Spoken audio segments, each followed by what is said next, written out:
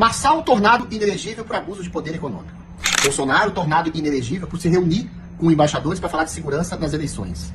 O Ronaldo Caiado tornado inelegível porque fez campanha junto a um outro candidato que teria vendido voto. O Luciano Hang, que nunca foi candidato a nada, tornado inelegível porque se vestiu de verde durante a manifestação de 7 de setembro e falou numa eventual conversa num grupo de WhatsApp que o PT no poder talvez pudesse ser pior do que uma ditadura militar, e que está sendo. Não é?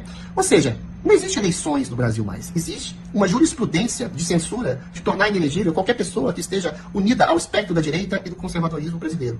Existe a possibilidade de se tornar elegível apenas aqueles candidatos que o STF querem que sejam elegíveis. Se Bolsonaro eventualmente for preso, se Bolsonaro eventualmente não se tornar elegível, provavelmente vão colocar o Eduardo Bolsonaro, que fala de maneira explícita que o STF se tornou uma junta tirânica que oprime o país. Provavelmente só por essa afirmação, Eduardo Bolsonaro vai se tornar, segundo as leis do TSE, um homem que está fazendo um discurso golpista, um discurso de ódio, uma fake news, vai se tornar também inelegível e vai ser cesseado em toda a medida.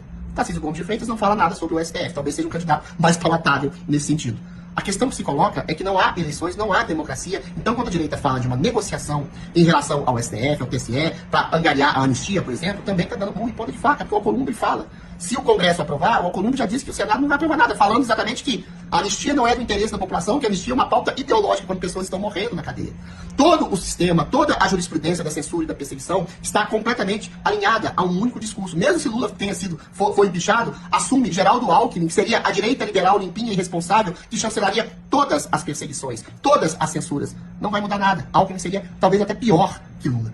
Então, enquanto não houver um consenso que existe uma ditadura, uma tirania, eu disse diretamente a Bolsonaro, enquanto todo governador, prefeito, deputado, senador, vereador não disser de maneira explícita que há uma ditadura no Brasil, o Brasil não vai sair dessa. A maioria dos políticos, influenciadores, jornalistas, conservadores podem mudar isso. A maioria dos cidadãos brasileiros pode mudar isso aos milhões nas ruas. Você não anuir em relação à ditadura pode, você deputado, senador, influenciador, jornalista, cidadão, você dizer em alto e bom som que existe uma ditadura no Brasil, pode impedir que essa ditadura recrudesça.